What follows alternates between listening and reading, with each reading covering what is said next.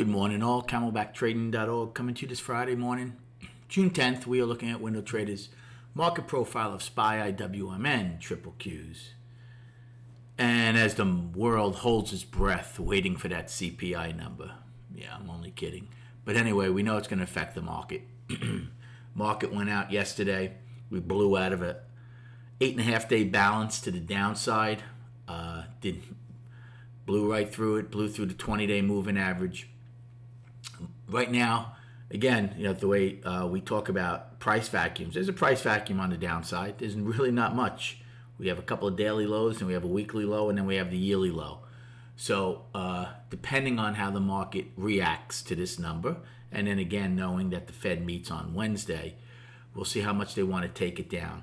Is the market short here? Of course it is. Look at this. Look at how they're pounding in whatever volume they're doing right at the lows and below yesterday. Very tight overnight range. 402.60 is the high right now. 400 is the low. That will change come 8:30. So game plan. Well, again, if the market likes what it hears, I don't think we're taking back all of this in one shot between M's low and D's low. Okay, it's $7 worth. Can it take it back in a heartbeat? Sure it can, but I'd be a little surprised. You'd also be opening with lower value if you open below here. So depending, if we open inside of here, I would still be looking for shorts at visual areas. If it's inside of M against L's low, if it's inside of L against K's low, if it's inside of K's range against J's low, all those type things to have something to lean on if the market is to rally prior to 9:30 and or when we open at 9:30. Now, the funny thing is, if they do take this back, whether it's today or next week, we have a 10 for 10 wide POC we had starting.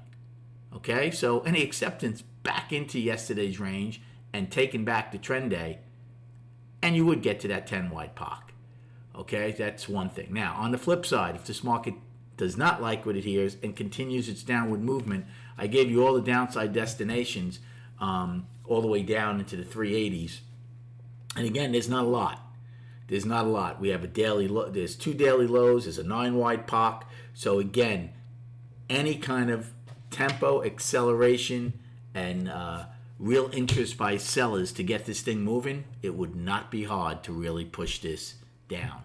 Again, if you're in our trading room, you're going to head in this at 9:30, starting at 9:15 as we talk about what we're looking for as the market opens throughout the entire day. It's a live webinar every day. And then on the chart, again, I'll be breaking all these down tonight from monthly down to daily for the 3 indices. So here's our weekly. It's a 3-week balance. There's really not much inside of May 23rd's week. There really isn't. There's there, like I said, there's that pullback. Not pullback. I'm sorry. There's the 9 wide. Actually, there is the pullback in the 9 wide, but there's not a lot stopping us from getting to that weekly low. So that's the danger for the bulls if they don't take back some of yesterday's debacle that happened late in the day. And here we are. We exploded out of an 8.5-day balance because yesterday we were inside of it a good part of the day until we absolutely flushed out. There'll be many opportunities today. Be patient. Let the MGI guide you. No FOMO. Good luck trading today. And we'll recap the day and the week at 4 p.m.